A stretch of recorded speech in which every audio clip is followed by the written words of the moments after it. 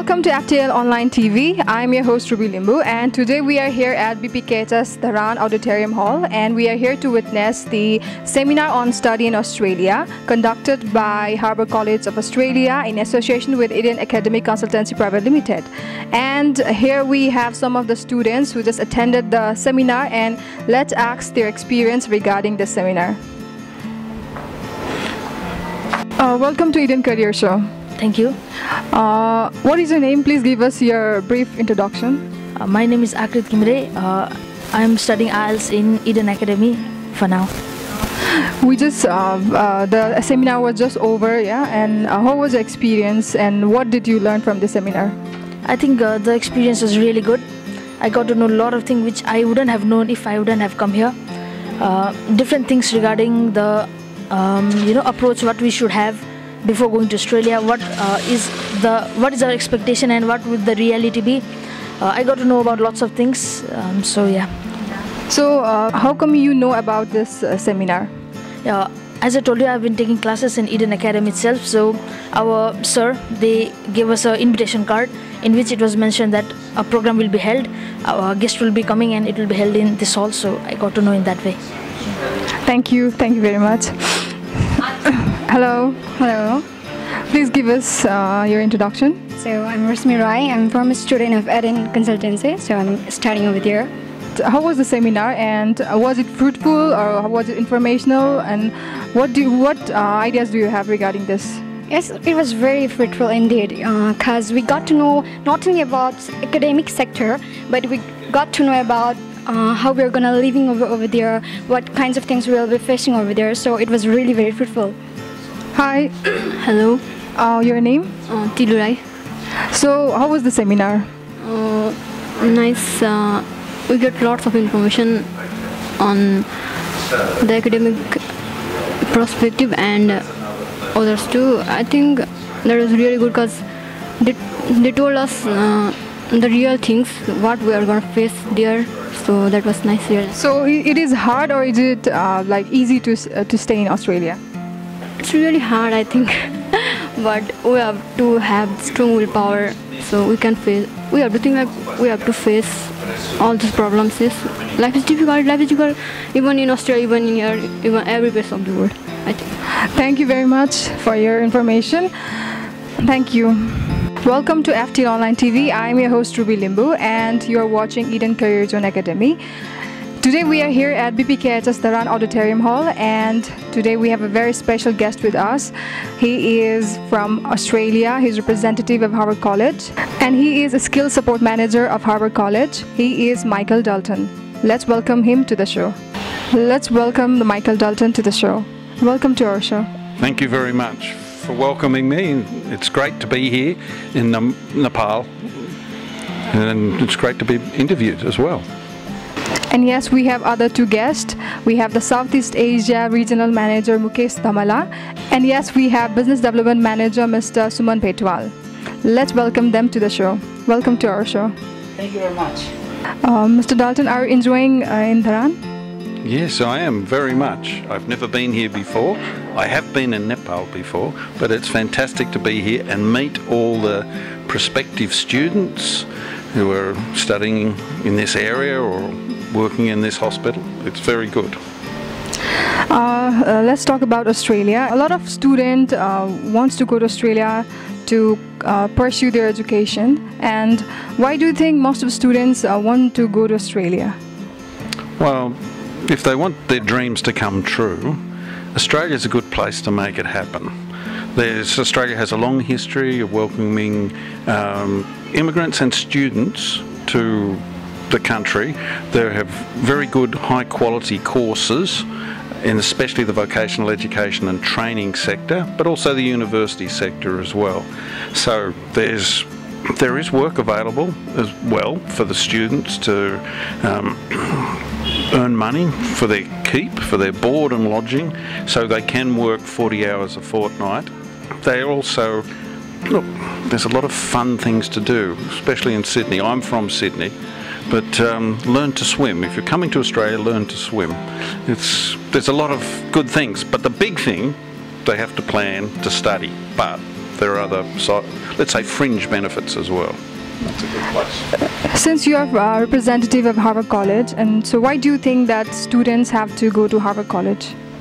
Well, it's partly the courses.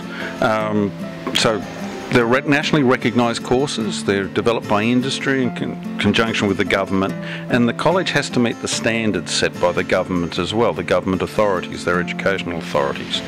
The school also has a reputation and a history of dealing rather effectively and very happily with students as well.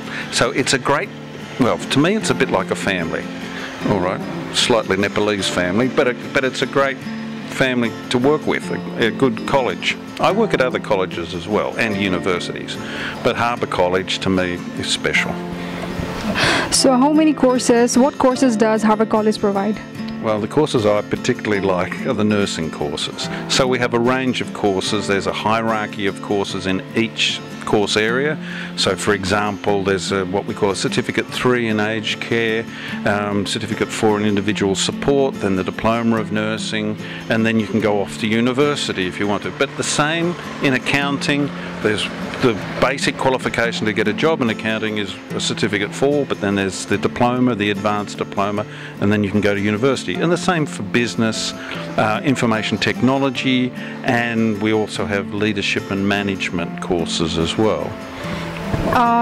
In case of nursing, a lot of nurse students do have confusion, and they think that in English requirement, they have confusion in English requirement. They think that they have to score 7 in each band. So, can you just explain this about? Australia has an ageing population.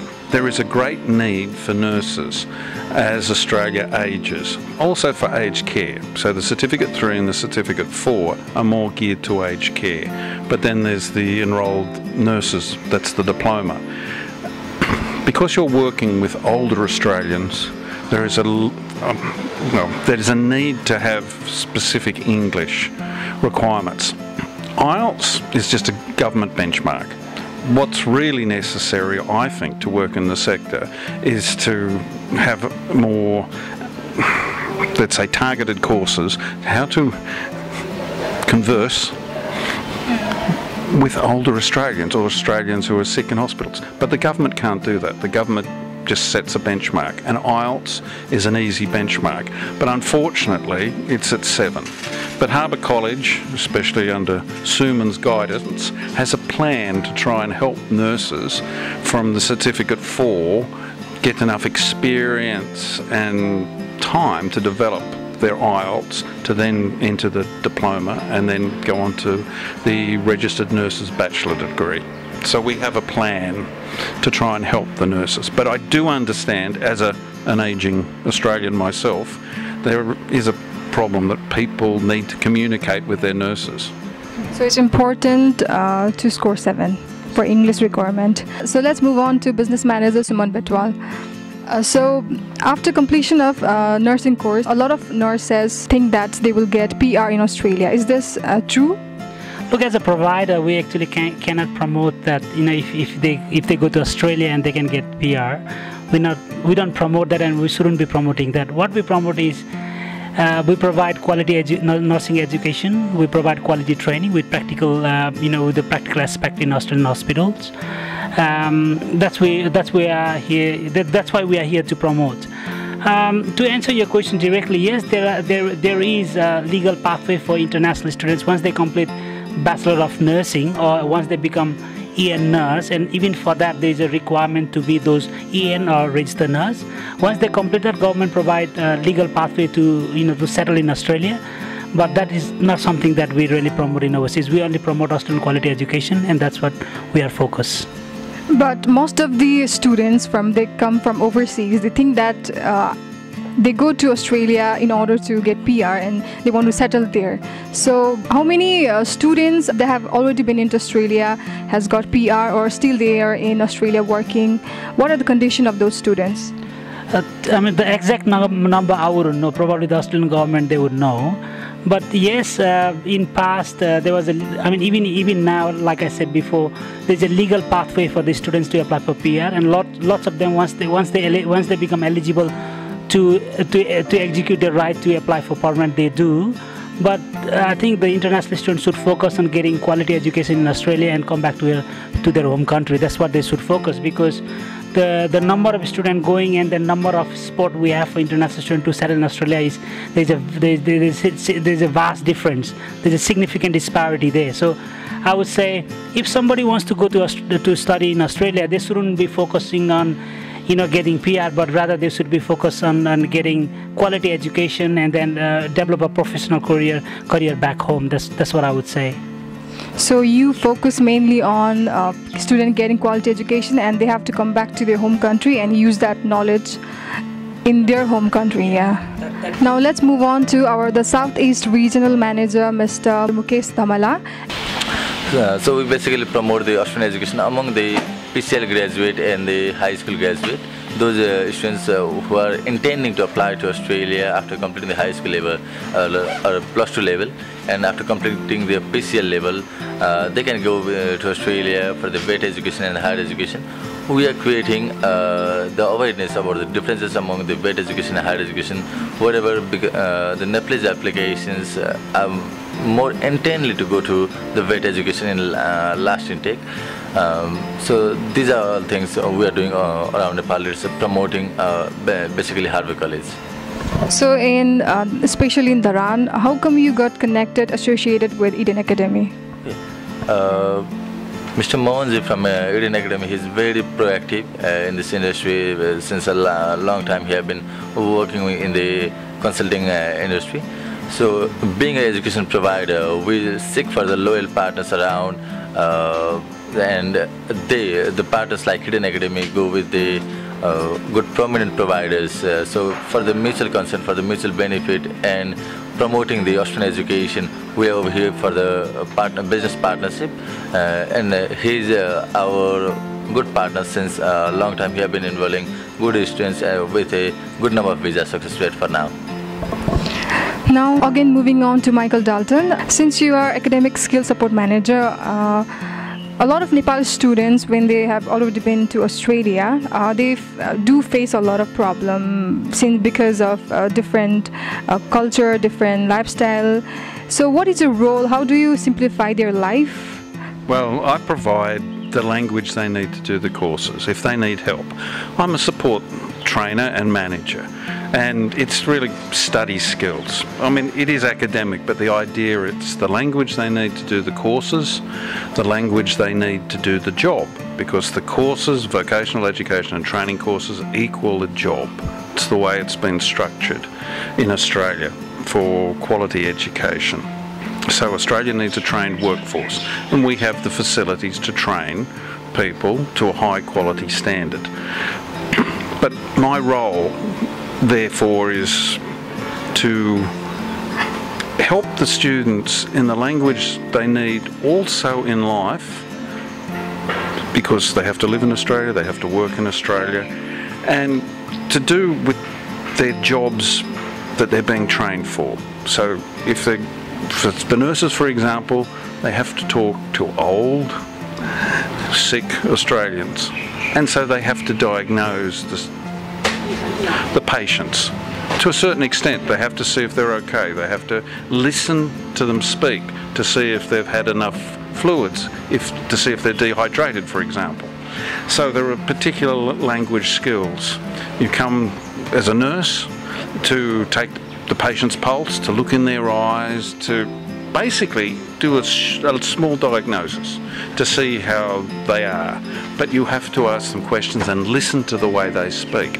So that's just one example.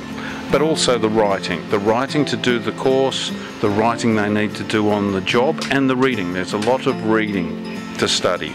And another part of my job is also to try and keep the students focused on their main target, to help them set goals and plan that they have to focus on study. All right, they have to work as well. They have to do their 40 hours a fortnight to keep body and soul together in Australia. But they also have to plan to have fun, because otherwise you don't last long in Australia if you can't relax and have fun. But the students have to plan. They have to make sure they're concentrating on studying and passing their assessments and progressing in the way they want to. Sometimes the jobs can seemingly take over and you think, oh, I've got to do my 40 hours a week, my boss. But no, you have to have a plan and know what your target is, your goal. So the quality education and the main goal. So that's part of my role. With nursing students, I also am lucky enough to teach them numeracy. Many of the students coming from Nepal have better mathematics than I have. But numeracy is more about, especially for the nurses, in dividing up pills. The nurses have to hand out medicines, so they have to sometimes divide the pills, mix concentrations of liquids. So that's something that I do as well. Yeah. So what suggestion do you give after they complete their study?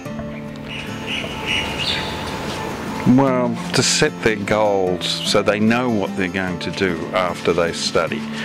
That's some big thing in education, even for the local students as well. Students often don't really have a goal. Goals can change through life, but to set a goal and know how you're going to get there, to know the real concrete steps to try and achieve that goal. Goals can change, but being able to set short-term targets to reach a longer goal, that's very important to plan. And so for the students to think not just of chance, not just luck. That comes into it at times, but you have to plan, you have to set goals. And so after their education, they also have to think about how to realise their dream, which is setting goals. Thank you very much. Lastly, what suggestions do you want to give to Nepal students who want to pursue their education in Australia? Have an open mind. Know what you're going there for, but also have an open mind. Australia is very different from Nepal, but there are a lot of opportunities there as well, so to have an open mind to take advantage of them. But also know why you're going. Have an idea really why you're going there. Otherwise it could be a very expensive holiday. Thank you. Thank you very much. Thank you very much. So yes, they were the representative of Harvard College, and today we have come to the end of our show. So along with camera person Jagat Rana Mogar, me Rubi Limbu, we are signing off. Thank you very much. Bye bye.